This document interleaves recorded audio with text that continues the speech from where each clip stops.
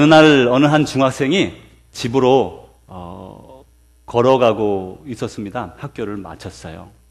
그런데 어떤 얼굴이 벌게 가지고 술이 조금 취한 아저씨가 이렇게 물었습니다.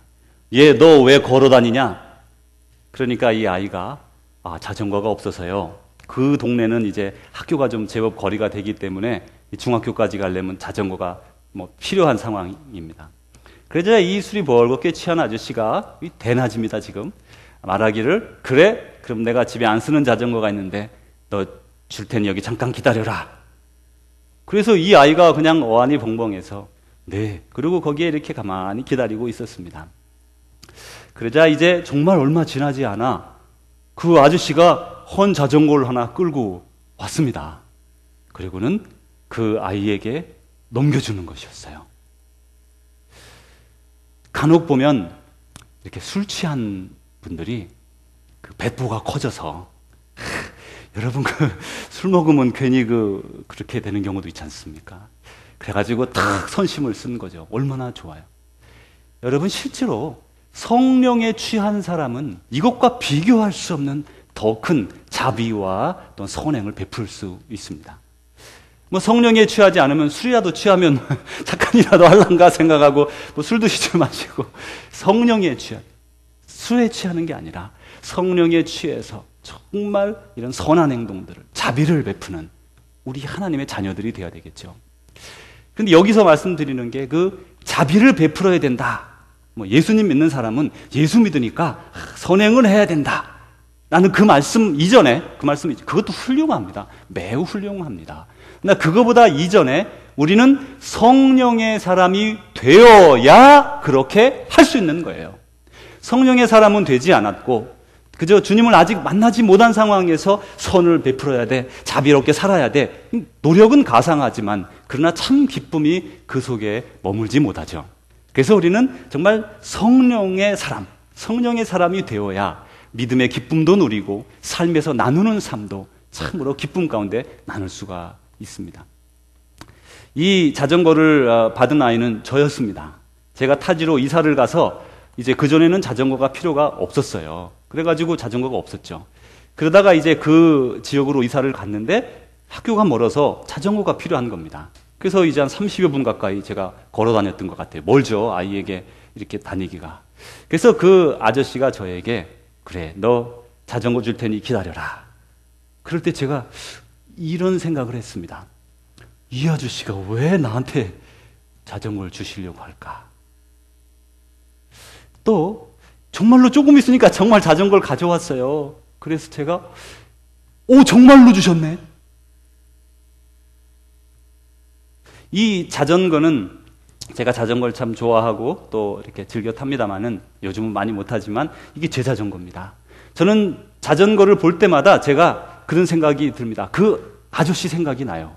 근데 얼굴이 벌건 거는 사실 술을 많이 드셔서 취해서 벌걸 수도 있지만 어떤 분은 막걸리 한 잔만 해도 벌거지긴 하거든요. 그래서 제가 그걸 잘 내용을 모르겠지만 하여튼 얼굴 벌건 그 아저씨가 생각이 나요. 그 아저씨가 정말로 저에게 자기가 가지고 있던, 자기는 쓰지 않는다고 하면서 준 그 자전거, 그 아저씨. 그리고 정말 그 자전거를 받고 나서 그 마음에 정말 감동이 남아있어서 늘 자전거를 볼 때마다 그 아저씨 생각나고 베풀어준 그 술 취한 아저씨의 모습이 생각이 납니다.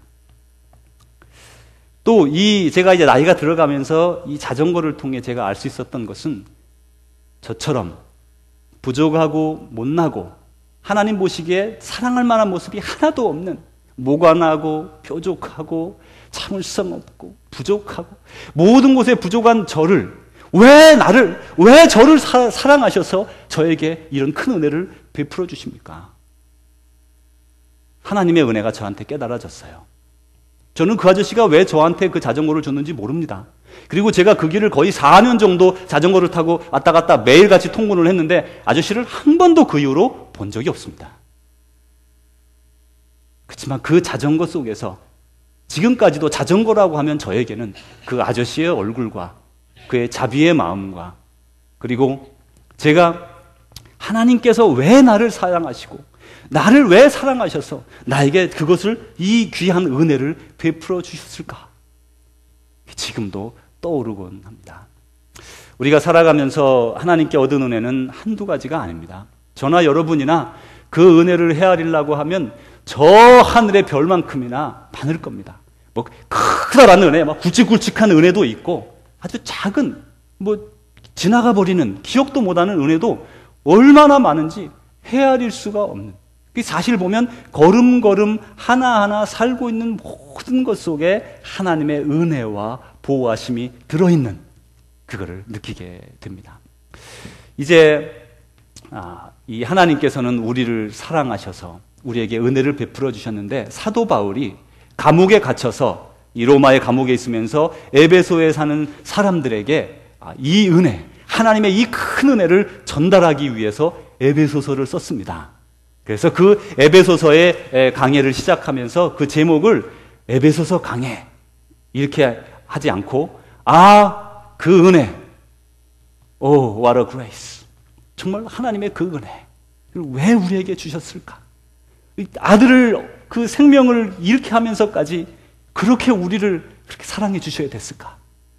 그거를 생각하게 될 겁니다. 약 15번 정도 우리가 말씀을 나누게 되는데, 그 가운데 여러분에게 정말 하나님의 은혜를 깊이 깨닫고 하나님과 깊은 교제의 관계에 들어가는 귀한 역사가 있기를 간절히 원합니다. 에베소는 어떤 도시인가? 이제 에베소서를 처음 시작하니까 에베소에 대해서 잠깐 말씀을 나눕니다. 우리가 한국에 방문해서 난 버밍햄에 살아. 그러면 버밍햄? 그거 어떤 도시야? 이렇게 물어보지 않겠습니까? 그래서 이제 버밍햄은 이런 철강 도시였고 이렇고 이렇게 우리가 설명할 수 있죠. 그래서 에베소에 대해서도 이렇게 잠깐 우리가 살펴봅니다. 에베소는 이 당시 로마 제국 중에서 가장 부유한 그런 지역 중에 하나였습니다. 이 당시 로마 제국이 가장 큰 대제국이었는데, 그 대제국의 첫째가 로마이고 두 번째 도시는 저 서쪽 끝 아프리카에 있는 알렉산드리아라고 하는 곳이었습니다. 그리고 세 번째 대도시가 에베소였어요. 그러니까 지금으로 치면 세계 3대 도시가 되는 엄청나게 큰 도시고, 거기에는 25만 명 이상 되는 사람이 살았다고 합니다. 지금도 25만 명이면 미국의 도시가 크거든요. 그런데 25만 명이나 되는 그런 많은 사람들이 사는 도시였고, 이 에베소는 여러분 여기 사진에 보시면 에페소스라고 보이시죠? 여기 제가 이게 영어로 된 걸로 올려서 죄송하게 생각합니다. 여기 예루살렘에서 위로 쭉 올라가면 안디옥이 있고, 옆쪽으로 가시면 에베소가 보이시죠? 그 당시는 이 로마 지경이 어떻게 되어 있었냐면, 로마가 이제 각 자치령을 주어가지고 뭐 갈라디아, 갑바도기아, 아시아 이런 이름을 붙여서 거기에 그런 다스리는 자들을 세워 두었습니다. 그리고 거기에 그 수도가 늘 있었어요. 그래서 주도라고 우리는 생각할 수 있겠습니다. 스테이트처럼 만들어 놓고 거기에 스테이트 캐피털이 있는데, 그 주도가 바로 에베소. 그러니까 여기는 아시아라고 부르는 곳인데, 지금 에베소라고 부르는 곳은 터키입니다. 터키 지방. 그런데 그 지방에 그 당시는 아시아라고 불렀어요. 소아시아, 마이너 에이시아라고 불렀는데, 거기 지역의 수도였어요. 그래서 아주 큰 지역이고, 여기 에베소는 항구 도시입니다. 그래서 여기에서 배를 타면 직접 로마로 가는 배가 있었어요. 그래서 그거를 이용해서 이 무역이 막 엄청나게 많아지고, 그래서 갑자기 큰 부자가 되고, 그러면서 그 지역에 많은 이방 사람들, 그러니까 전 세계 사람들이 다 모여드는 정말 큰 그런 항구 대도시가 된 겁니다. 그래서 여기에는 특징이 또 잡신이 우글거렸다고 합니다. 자기 나라에서 올 때 다 뭐 이렇게 믿는 신을 가지고 오잖아요. 그래서 그거를 섬기니까 잡신이 아주 많았다고 합니다. 그리고 더 유명한 게 있는데, 여러분 다 아시는 분도 아시리라 생각하는데, 이 에베소에는 아데미 신전이라는 게 있었어요. 이 이방 땅인 이 로마 제국에 이런 신전들이 굵직굵직한 게 있습니다. 뭐 제우스 신전, 뭐 그런 신전들이 크게 이렇게 지역마다 그 지역에 이제 세워진 게 있는데, 이 아데미 신전이라고 하는 아르테미스 신전은 이게 여러 군데 있는 게 아니고 이 에베소에만 있는 거예요. 그래서 이 아데미 여신을 섬기기를 원하는 사람은 또 섬겼습니다. 그러면 이제 이 에베소에 와서 제물을 드리고 돌아가곤 했어요. 이 에베소에 있는 아데미 신전에는 여사제가 수천 명이 있었답니다. 그래서 여사제들이 그런 관계를 갖고, 그리고 남자들은 와서 주로 이제 관계를 갖고 또 제사도 드리고, 그리고 축복받아 돌아가는 거예요. 이 퇴폐는 퇴폐 중에 정말 성적 타락 중에 아주 가장 앞선, 그래서 에베소는 성적 타락이 아주 문란했던 정말 그런 지역이라는 것을 여러분이 염두에 두고 이제 우리가 말씀 속으로 들어가야 됩니다. 이제 사진을 몇 개 보여드릴 텐데, 다음 장면을 보시면 여기는 이 바닥을 보시면요, 저게 돌로 만든 바닥입니다. 그래서 에베소에서부터 이제 항구로 쫙 내려가는 길이에요. 여기 마차가 다니고 그런 짐차들이 다녀가지고 이렇게 길을 잘 만들어 놔서, 이게 몇 년 된 겁니까 지금? 2000년도 넘은 거예요. 2000년도 넘은 길이 저기 있어요. 그리고 옆에 보시면 이런 둥그런 이렇게 기둥들이 서 있죠. 지금은 깨져서 저렇지만 저게 만약에 위용을 드러내고 위에까지 쫙 뻗어 있었다고 생각해 보세요. 그게 시내에서부터 저 항구까지 내려가고 있는 거예요. 여긴 우리가 생각하는 보통 도시하고 다른 아주 부유한, 그리고 그런 풍부한 도시입니다. 더 다음 장면을 보시면 여기는 이제 에베소 공연장입니다. 수천 명, 수만 명이 들어가는 큰 이런 공연장이 있고 소공연장도 있었어요. 이건 지금 마치 우리 경기장 같잖아요. 그죠? 이것을 이제 다 깎아서 저렇게 만든 겁니다. 이 다음 장면을 보시면 이제 여기는 사람이 없어가지고 제가 크기를 여러분이 가늠할 수 없는데, 사람이 저 제일 밑에, 그러니까 1층, 2층 돼 있죠? 그 1층의 3분의 1밖에 안 돼요. 그리고 얼마나 높습니까? 이게 사람의 6, 7배가 되는 높은 높이에 지금 우리가 생각하는 큰 공공도서관이 있었다는 거예요. 다음 보면 더 재밌는 장면 또 있어요. 이거 화장실인데, 어떤 분이 한 5년 전에 중국 선교를 갔다 오더니요, 저보고 그럽니다. 아니, 조 목사님, 내가 중국을 갔더니 아주 황당한 게 있었는데 두 가지랍니다. 하나는 앞에 문이 없더래요. 그래 앉아가지고 좀 어렵더래요. 그게 상황이 잘 안 돼. 그래 이제 그것까지는 뭐 어쩔 수 없다 이렇게 생각을 했는데, 앞에 사람이 서 있으니까 좀 곤란하지 않습니까? 그런데 이제 그래도 참았는데 보니까 휴지가 없더래요. 그리고 뒤에 꼬아꾼 새끼가 이렇게 쭉 매달려 있더래요. 아주 고민을 많이 하고 힘들게 그날 일을 마쳤다, 그런 얘기를 들었는데, 여기는 보면 옆에 칸막이는 없지만 대리석 화장실입니다. 대리석 화장실. 이게 아주 고급품이죠. 이렇게 옆으로 아주 이게 얼마나 시설이 잘 돼 있겠어요. 밑에 제가 여기 사진을 안 올렸지만 여기는 상하수도가 있었습니다. 상하수도가 얼마나 높냐면, 이렇게 로마에도 지금 가면 여러분 남아있죠? 이런 유럽 도시는 가면 많이 남아있는데 상당히 높은 높이로 하수도가 흐르고요, 그거에 2배 되는 높이로, 그래서 이 물길이 2층이에요. 2층. 위층에는 상수도가 흘러요. 밑에는 하수도가 흘러요. 이건 우리가 지금 상상하는 것을 넘어서는 정말 아주 이렇게 앞선 생활들을, 정말 이렇게 문명을 가지고 이렇게 살던 그런 사람들입니다. 이제 다음으로 보면 여기는 공중 목욕탕입니다. 저기 지금은 물이 없지만 저 동글동글한 게 의자 같죠. 거기다가 물을 판판한 데까지 채우는 거예요. 여기는 온탕이라고 합니다. 온탕이 있고 냉탕이 있고 이런 탕 저런 탕이 많죠. 그래서 이제 거기에 들어가서 목욕하는. 그러니까 지금 우리가 외국 분들은 잘 모르겠죠. 외국 분들은. 근데 우리는 잘 알죠. 큰 대중탕을 생각하시면 돼요. 로마에도 대중 목욕탕이 있지 않습니까? 또 다음으로 가보면 여기는 이제 이게 바로 아까 말씀드린 에베소의 아데미 신전입니다. 아데미 여신이 이렇게 이 안에 이제 세워져 있는데, 이게 보기는 밑에 보시면 앞에 말도 보이고 마차도 보이고 제사장들이 조그맣게 흰색으로 보이시죠? 이게 이제 건물이 크기가 얼마나 큰지 여러분이 상상할 수 있을 거예요. 그런데 이 아데미 신전은 세계 7대 불가사의 건물 중에 하나예요.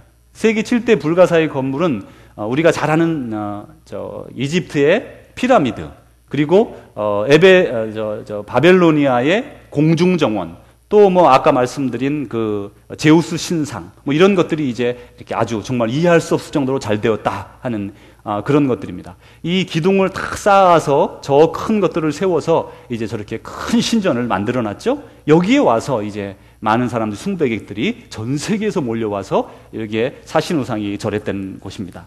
그 다음에 안에 내부를 잠깐 보시면, 이 내부는 기둥들로 되어 있는데, 저 안에 여러분 뭐 하나 가운데 보이시죠? 그게 아데미 여신상입니다. 다음 장면을 보시면 이게 이제 얼마나냐면 한 20-30m 되는 아주 높아요. 아주 큽니다. 보통 크기가 아니라 뭐 우리는 발 밑에밖에 안 가는 아주 큰 여신상이 황금색 칠이 돼가지고 딱 서 있어요.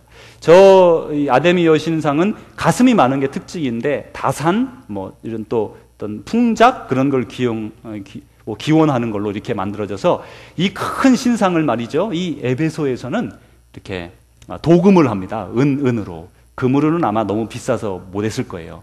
그래서 은으로 도금을 해가지고 얼마나 하냐면 그 사이즈를 보니까 손바닥만 해요. 그래서 이제 그 신전 근처에서 수백 명이 가게를 차려놓고 이제 그런 그 우상들을 파는 사람들이 아주 성행했고 그 사업이 잘 됐다고 합니다.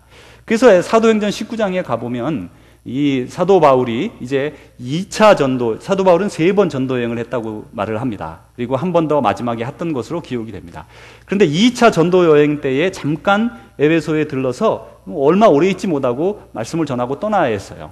그 다음에 좀 쉬고 나서 다시 3차 전도 여행을 돌 때에는 에베소에 머무는데 얼마 동안 머무냐면 3년이나 머물게 됐어요. 3년.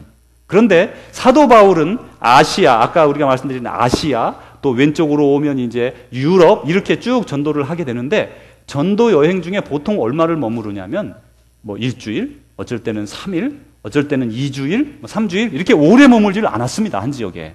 고린도에 유일하게, 고린도가 아주 타락한 도시죠. 거기에 1년 6개월을 머물렀어요. 그리고 유일하게 에베소에 3년을 머문 겁니다. 그만큼 이 바울에게는 에베소라고 하는 곳은 그 어떤 중심지기도 하면서, 문명의 중심지기도 하면서, 사람도 많으면서 거기에 타락한 그런 모습이 역력한, 그래서 이 사도 바울에게는 에베소가 아주 중요한 그런 곳이었던 걸 알 수가 있죠. 그리고 거기에 이제 이런 데메드리오라고 하는 사람이 은장색, 그러니까 은을 도금해서 파는 사람의 업자였어요. 그런데 은 도금 업자인데 이게 사도 바울이 전도하면서 안 팔리는 거예요. 그러면서 화가 나가지고 이러다가 우리 망하겠다. 이 사도 바울과 사람들을 다 이제 없애기 위해서 그들을 끌고 이제 뭐 원형 극장으로, 아까 극장 보셨죠? 그죠? 큰 극장 거기로 끌고 간 거예요. 이제 우리가 이렇게 하면 이해가 좀 더 되는 거죠. 막 사도 바울을 끌고 갔다. 그러면 거기로 끌고 갔구나. 그걸 알 수 있는 거죠. 그렇지만 이제 다 해결이 잘 되어서 그곳에서 이제 풀려나서 계속해서 3년 동안 선교하게 됩니다. 거기에 이제 사도 바울이 여러분 두란노라는 거 들어보셨죠? 이 두란노 서점도 있는데 두란노 서원을 세웠어요. 그래서 이 두란노 서원에서 매일 아침 저녁으로 사람들이 오가면서 말씀을 듣고 나누고 하면서 거기에서 말씀을 가르치고 그렇게 선교를 했습니다. 이렇게 이제 오랫동안 선교를 했으니까 여기에서 많은 사람들을 알게 됐고 그렇게 됐죠. 그리고 이제 3차 전도를 마치고 예루살렘에 갔다가 붙잡혀가지고 이제 거기에서 가이사랴 빌립보라고 하는 곳에서 감옥에 갇힙니다. 여러분 좀 지명이 많지만 가이사랴 빌립보라는 곳은 이스라엘의 왼쪽 편, 바닷가에 있는 지역입니다. 이 지역에는 로마의 병령이 있었어요. 로마 총독이 거주하는 곳입니다. 로마의 총독과 군사들은 그 가이사랴라고 하는 그 바닷가에 아주 좋은 지역에 별장처럼 이렇게 잘 지내고 있다가 이제 예루살렘에 뭐 오순절이다, 뭐 나팔절이다, 장막절이다 이런 절기가 있잖아요. 그 절기 때가 되면 밀란이 일어날 수 있거든요. 막 봉기가 일어날 수 있으니까 군대를 이끌고 예루살렘 중간으로 들어와서 예루살렘 중간에도 거기에 병영할 수 있는 머무는 곳이 있었어요. 거기서 머물면서 지키다가 그 행사가 끝나면 다시 가이사랴로 돌아갔습니다. 그래서 이제 이 사도 바울은 가이사랴에 끌려가서 2년 동안 감금돼 있다가 거기에서 2년 이상 감금된 채로 이제 로마로 재판을 받으러 가게 됩니다. 그리고 로마에 가서 이제 재판을 받기 전에 가택에 여러 해 동안 연금돼 있었는데 우리가 이제 가택연금 그러면 여러분 어떤 생각이 듭니까? 예전에 김대중 전 대통령께서 거기 가택연금되고 그런 거 많이 기억나시죠? 이때 가택연금은 한 손에 쇠고랑을 차고 다른 쪽에는 지키는 사람 간수의 팔에 쇠고랑을 채웁니다. 그래서 도망갈 수가 없는 거죠. 그렇게 해놓고, 그렇지만 그럼에도 불구하고 손님들도 맡고 손님들과 이야기하고 또 가르치고 음식도 나누고 갈 수 있는 자유를 주었어요. 그래서 그 로마의 감옥에서 많은 사람들에게 전파하면서 이 사도 바울이 벌써 이제 에베소에 3년이나 가장 많이 오래 있었던 그곳을 생각하면서 이 사람들에게 편지를 써야 되겠다. 그래서 쓴 게 바로 에베소서인 것이에요. 그래서 이 에베소서는 그 에베소 지역뿐 아니라 에베소에 보내진 다음에 에베소 교회에서 받아 읽고 그 옆에 교회들이 이제 그걸 필사해가지고 나누어서 막 여러 지역에서 함께 읽게 된 책이 바로 우리가 지금 시작하는 에베소서입니다. 이 에베소서는 사도 바울이 쓴 13권의 서신이 있는데, 사도 바울이 뭐 많죠. 이런 그 많은 책을 썼는데 13권을 썼어요. 근데 그 13권 중에 가장 심오한 신학적인 그리고 그런 깊은 믿음에 관한 내용들이 들어있어요. 그래서 다시 말하면 어렵습니다. 이것이 생각보다 에베소서는 그 말씀 자체가 깊이 있고 어려워서, 그리고 집약적이어서 우리가 상당히 이렇게 깊이 관심 가지고 들어야 이해할 수 있지, 그냥 대충 들리는 대로 들으면 정리가 잘 안 될 수 있어요. 그래서 이 에베소서 강해를 들으면서 여러분이 그 하나님이 주신 은혜를 더 아주 풍성하게 누리게 되기를 간절히 원합니다. 이제 사도 바울은 먼저 이제 말씀으로 들어가면 에베소와 에베소 인근에 있는 그 주 예수 안에서 신실한 자들, 곧 성도예요. 성도들에게 이제 말씀을 전하며 인사합니다. 주 예수 안에 신실한 자들에게 이 복음서를, 이 서신을 보냈는데 이 성도라고 부르죠. 이건 다시 말하면, 다시 한번 읽어봅니다. 주 예수 안에 신실한 자들. 이 성도는 누굽니까? 예수님 안에 신실한 자들이에요. 신실한 자들. 예수님 말씀에 순종하고 말씀대로 살아가기를 원하는 사람, 또 말씀대로 따르는 사람이 성도라는 거예요. 그래서 우리는 우리 자신이 성도라면 성도의 삶, 나의 삶은 어떠한가 다시 한번 봐야 되죠. 그러면서 이렇게 인사합니다. 하나님 우리 아버지와 주 예수 그리스도로부터 무엇이? 은혜와 평강이, peace and grace unto you. 이게 peace and grace, peace, 평화와 평안과 그리고 은혜가 너희들에게 있을지어다. 이렇게 찬송합니다. 하나님으로부터 내려오는 그 평안과 그 은혜, 그 은혜. 사도 바울이 지금 우리에게 전해주는 말, 내가 받은 은혜가 너무나 크다. 그러면서 그 하나님이 내게 내려준 은혜와 평강을 너희에게도 전한다. 여러분, 우리에게 필요한 건 뭡니까? 이 하나님의 은혜와 평화, 평안. 우리 이스라엘 사람들은 인사할 때 샬롬 하고 인사하잖아요. 그죠? 그게 여기서 말하는 peace, 그런 겁니다. 우리 한국 사람들은 어떻게 인사합니까? 한번 어떤 분 한번 말씀해 보세요. 진지 드셨어요? 그 진지 드셨어요는 우리 오래전에 인사죠. 그죠? 요즘은 그러기도 하지만 안녕하세요 이렇게 인사하죠. 네. 그래 안녕하세요로 인사를 하는데, 안녕하세요가 사실 peace, 샬롬 그런 거죠. 이 이스라엘 사람들이 늘 샬롬을 간구했어요. 몸의 평안함, 하나님과의 화해, 이웃 간의 좋은 관계, 그런 걸 간구하는 거예요. 우리가 그런 게 정말 복된 삶이잖아요. 진정으로 복된 삶이잖아요. 그래 그거를 간구하면서 우리에게 그것을 너에게 그것이 있기를 원한다 이렇게 말했습니다. 그러면서 이제 중요한 본론으로 들어갑니다. 3절에 보면 이렇게 말씀하세요. 하나님 곧 예수님의 아버지이신 하나님께서 예수 그리스도 안에서 하늘에 속한 신령한 복을 우리에게 주셨다. 자, 여기 보십시오. 하나님은 누구십니까? 예수님의 아버지. 예수님의 아버지 하나님께서 우리에게, 저와 여러분에게 신령한 복을, 하늘에 속한 모든 신령한 복을 주셨다. 여기서 보니까 이제 신령한 복, 이게 조금 어려운 말이에요. 신령한 복. 이걸 아주 쉽게 표현하면 spiritual gift, blessing, spiritual blessing 이렇게 말할 수 있어요. 신령한 복. 그러면 이 신령한, 하늘에 속한 신령한 복이라는 걸, 이건 뭘까요? 이게 뭘까요? 먼저 이제 이렇게 신령한, spiritual 이렇게 말하니까 다시 말하면 worldly 아니면 earthly라는 그 반대되는 개념이 분명히 있어요. 세상적인 게 있어요. 하나님의 복, 신령한 복, 육적인 복, 아니면 세상적인 복 이렇게 대체할 수 있죠. 비교가 될 수 있죠. 실제로 믿음의 조상이라고 불리는 이 아브라함이라고 하는 사람은 그의 인생에 하나님과 교제하는 좋은 은혜를 누렸는데 실제로 그는 정말 갑부로서 그 지역의 유지로 잘 살았습니다. 잘 살았어요. 그리고 그의 아들 이삭, 야곱도 하나님과 계속 교제하면서 아주 잘 살았어요. 아주 잘 살았어요. 그리고 더 나아가 다윗 왕 같은 사람은 목동으로 시작했지만 아무것도 아닌 어린아이, 아주 여덟째 그 집안에 아주 어린아이로 태어났지만 그 아이가 자라나서 임금이 되고 그가 아주 풍요로운, 그리고 전 세계에 이름난 왕으로 이렇게 이름이 나게 되고 잘 살았어요. 다니엘 같은 사람도 왜 이렇게 바벨로니아에 끌려갔지만 그곳에서 성공해서 잘 살았어요. 그러니까 하나님과 교제하고 하나님의 은혜를 받은 사람이 이 땅에서도 다 잘 살았더라 라고 구약 성경이 특별히 우리에게 아주 직접적으로 보여주고 있습니다. 그런데 그것이 이제 이 잘못 전달되어서 잘 사는 것은 하나님께 은혜를 입은 것이다, 이렇게 신약시대에 바리새인들이 생각했던 거예요. 그래서 어떻게 했을까요? 과부의 가산도 합법적이면 빼앗아버리는 게 그 종교인들 바리새인들이었어요. 왜냐하면 부자가 돼야 사람들에게 참 믿음 좋은 사람이야 라고 인정받으니까 어쩔 방법이 믿음을 증명하는 게 부자가 돼야 돼요. 예수님이 그걸 깨트리시죠. 진정한 부자는 그런 부자가 아니다 라고 말씀해 주시는 거죠.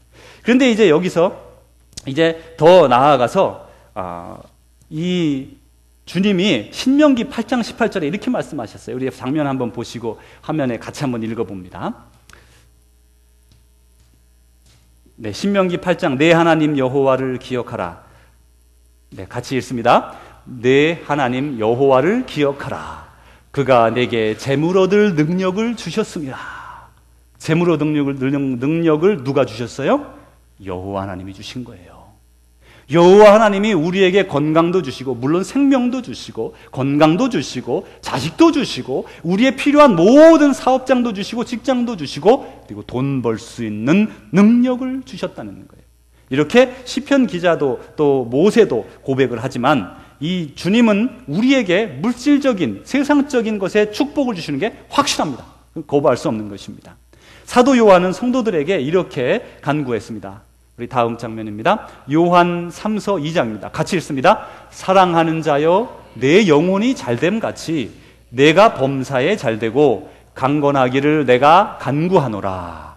이게 세 부분으로 되어 있는데, 먼저 내 영혼이 잘됨 같이, 우리가 하나님과 좋은 교제의 관계를 가지고 하나님으로부터 은혜를 누리면서 내가 범사에 잘되고 건강하기를 간구한다, 이렇게 말씀했죠. 그러면서 이것이 바로 우리 많은 그리스도인들이 생각하는 하나님의 은혜, 신령한 은혜, 그리고 그것을 통해 세상에서도 번창하는 은혜를 누려왔던 것이 우리 믿음의 선진들의 모습이에요. 예수님께서 이제 갈릴리에서 유대 지방으로 가실 때에 이 사도 베드로가 좋은 질문을 했습니다. 여러분도 관심 있을 만한 질문입니다. 이렇게 물어보았습니다. 보십시오. 우리가 모든 것을 버리고 주님을 따랐습니다. 그러니 우리가 무엇을 얻겠습니까? 저와 여러분의 질문이죠. 우리가 우리의 모든 것을 다 버리고 주님을 따랐습니다. 우리가 정말 주님의 뜻대로 살아가려고 애쓰고 수고했습니다. 그럼 주님, 우리에게는 무엇을 주시겠습니까? 어떻게 생각하면 아주 솔직한 그런 질문이라고 생각합니다. 그리고 우리가 물어볼 만한 질문이라고 생각합니다. 자, 그러면 예수님의 대답은 뭐라 그랬냐면 이렇게 말씀하셨어요. 내가 진실로 너희에게 이르노니 세상이 새롭게 되어 인자가 자기 영광의 보좌에 앉을 때에, 세상이 새롭게 돼서 예수님이 그 보좌에 앉게 될 때, 그리고 마지막 심판 때입니다. 나를 따르는 너희도 12 보좌에 앉아 이스라엘 12지파를 심판하리라. 이 12 제자들이 12지파를 심판한다 그랬어요. 그러면서 내 이름을 위하여 집이나 형제나 자매나 부모나 자식이나 전토를 벌인 자마다 100배를 받고 또 영생을 상속하리라. 이 땅에서 우리가 주님을 위해서 무엇을 버리면 주님은 100배로 우리에게 갚아주시겠다. 그러면서 이 땅에서 우리 하나님께서 우리에게 많은 것을 베풀어 주실 것을, 그리고 영생을 얻을 것을 약속해 주셨어요. 그리고 오늘 우리가 지금 너희에게 신령한 복을 주신 하나님, 이렇게 말씀했는데, 신령한 복이라는 것과 물질적인 복 혹은 세상적인 복하고 비교를 해보면서 이 신령한 복을 받은 사람은요, 물질적으로 복을 대부분 받습니다. 특별한 경우에 특별한 인생의 어떤 기간 가운데 어려울 때가 있어요. 그러나 전체적으로 보아서 분명히 우리 예수님을 따르는 사람들은 이 땅에서 복을 누리게 됩니다. 그런데 이 축복이 부가적으로 따라오는 것인데, 신령한 복을 받은 사람들은, 신령한 축복을 받은 사람들은요, 물질의 많고 적음에 매이지를 않아요.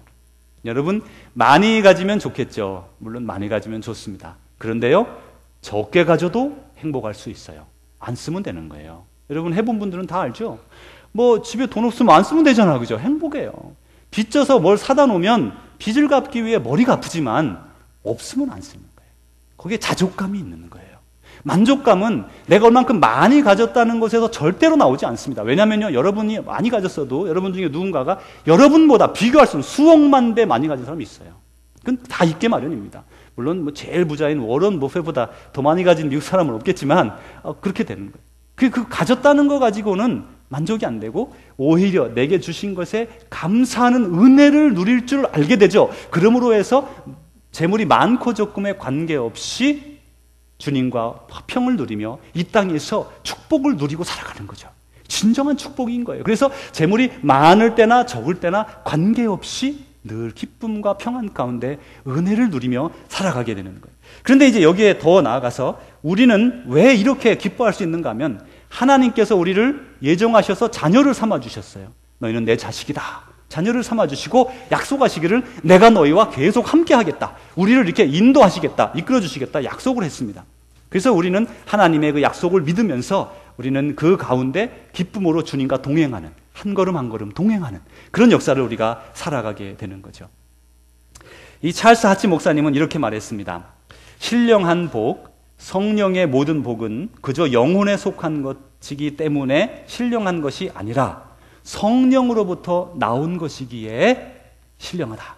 무슨 말이냐면, 여러분 복잡하시죠? 이거는 우리가 받은, 지금 여기서 말씀하는 우리는 spiritual blessing, 영적인 축복을 받았다고 했는데, 그 영적인 축복이라는 거는요, 영적인 스피리추얼한 그런, 그러니까 우리가 눈에 보이지 않는 그런 세계의 것만이 아니라 성령의 하나님께서, 영적인 하나님께서 우리에게 베풀어주는 모든 것이 신령한 축복이라는 거예요. 다시 말하면 영적인 복, 여기서 말하는 영적인 복이라는 것은 우리 눈에 안 보이는 추상적인 혹은 이렇게 정신세계에서 머무는 복이 아니라 이 세상을 포함하는 모든 것이 포함되는 게 신령한 복인 거예요. 그래서 여러분이 받은 것은 정신적인 복, 뭐 마치 그런 뭐 실질적인 게 없는 그런 정신적인 복이 아니라 실제로 하나님과 교제하는 은혜를 누리는 가운데 이 땅에 있는 모든 것을 베풀어 받은, 그게 바로 신령한 복이다. 이렇게 말씀하는 겁니다. 그래서 우리는 그런 신령한 복을 받은 거죠.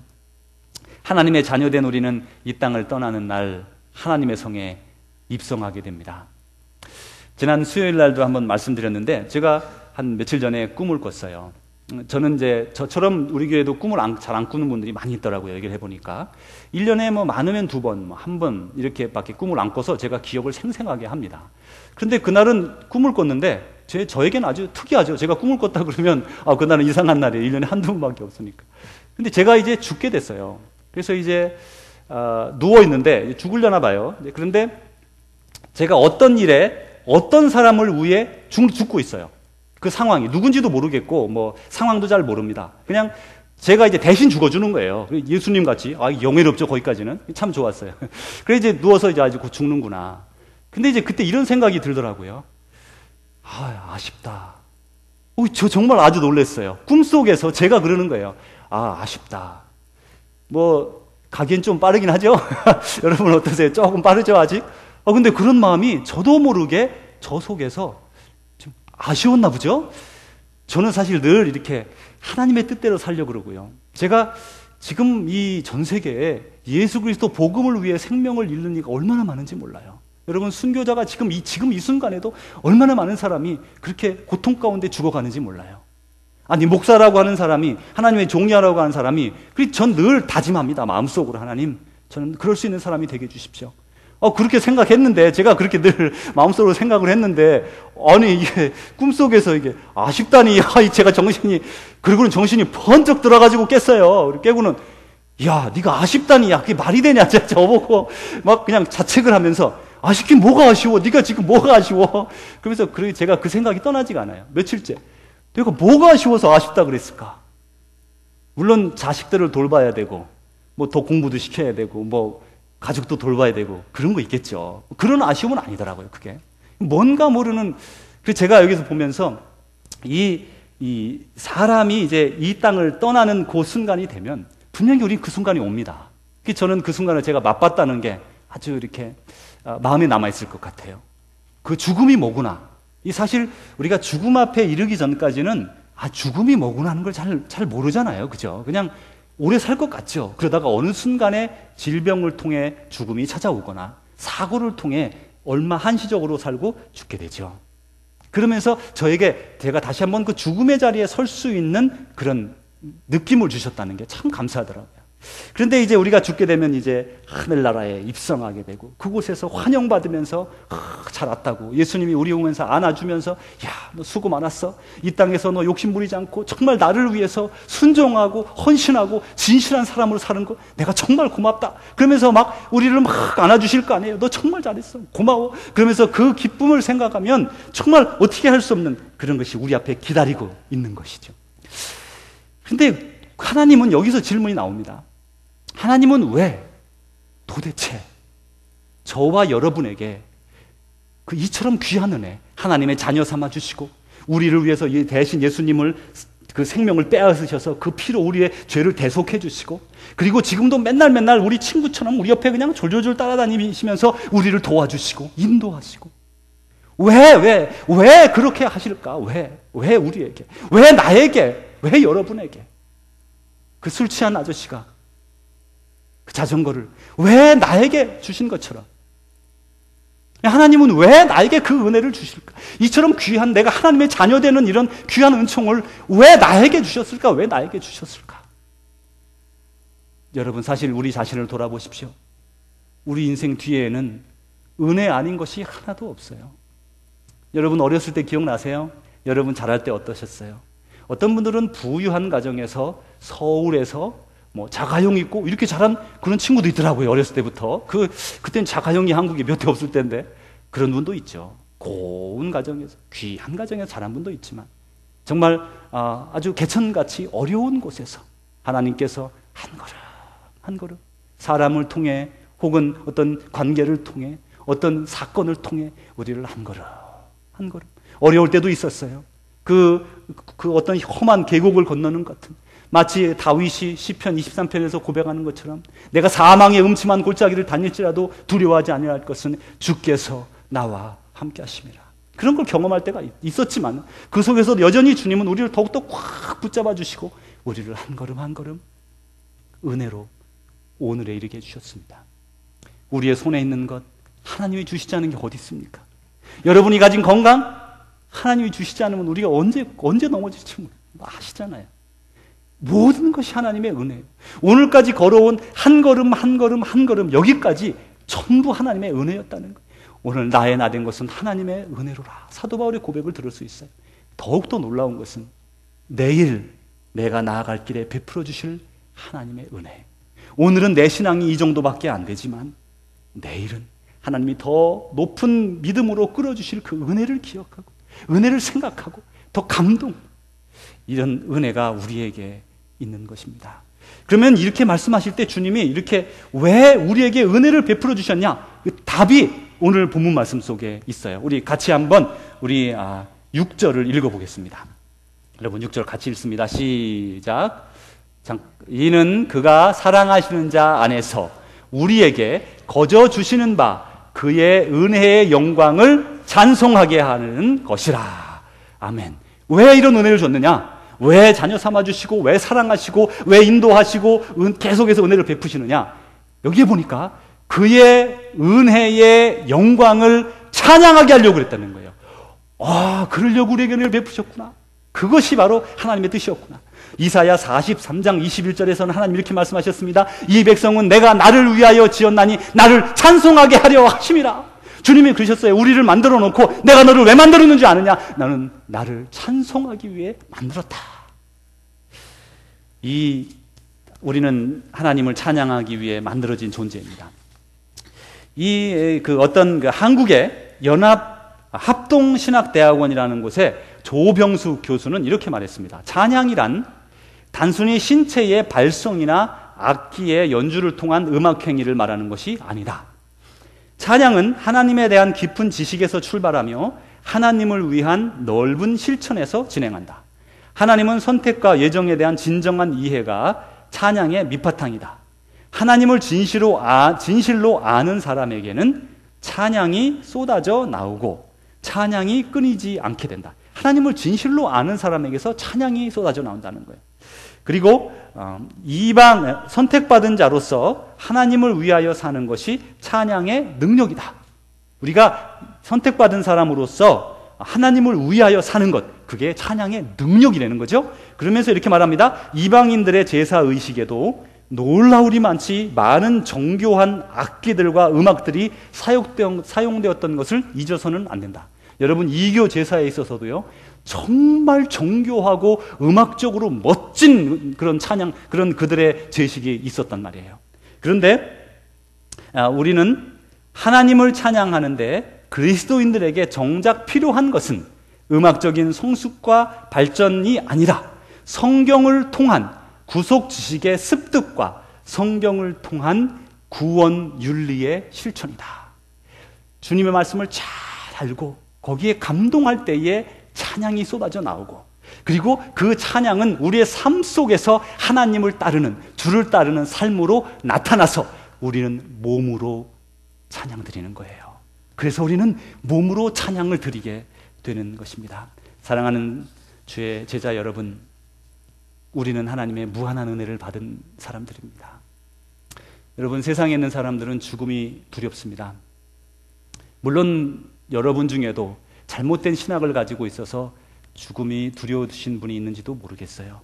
저도 사실 그렇게 자신 있게 늘 말씀드렸는데 며칠 전 꿈 때문에 제가 요즘 반성하고 그러고 있습니다. 아니, 아쉽기는 뭐가 아쉬워. 저에게 지금도 계속 매일 내는 게 뭐가 아쉬워, 너 뭐가 아쉬워. 제가 그렇게 묻습니다. 주님은 죽음을 뛰어넘어서 영원한 세계, 지금 우리가 행복한 많은 것들이 있는데 이것과 비교할 수 없는 그 큰 행복이 우리를 기다리고, 그 속에서 우리를 기다리면서 응원하고 계신 주님, 우리와 함께하고 계신 주님, 여러분, 다가올 날을 기억하며 주님 앞에 설 날을 기억하며 오늘도 주신 그 큰 은혜를 한껏 누리시고 또 주님의 뜻대로 걸어가시는, 그래서 주님을 기쁘시게 드리고 주님을 늘 찬양하며 찬송으로 올려드리는 여러분의 믿음의 삶 되시기를 축복합니다. 기도하겠습니다. 하나님 아버지, 감사합니다. 은혜 가운데 베풀어 주신 이 귀한 우리의 인생, 하나님 신령한 복을 우리에게 주셨으니 그 은총과 은혜 가운데 주님을 충성스럽게 따르고 주님을 찬양으로 올려드린 그런 귀한 우리의 인생이 되게 하여 주옵소서. 예수님 이름으로 기도합니다. 아멘. 사랑하는 주의 제자 여러분, 주님께서 우리를 택해 잡으시고 자녀 삼아 주시고 오늘에까지 그 크신 은혜로 인도해 주셨습니다. 그것은 하나님의 그 영광을 찬양하게, 찬송하게 하려 함이라 말씀하셨습니다.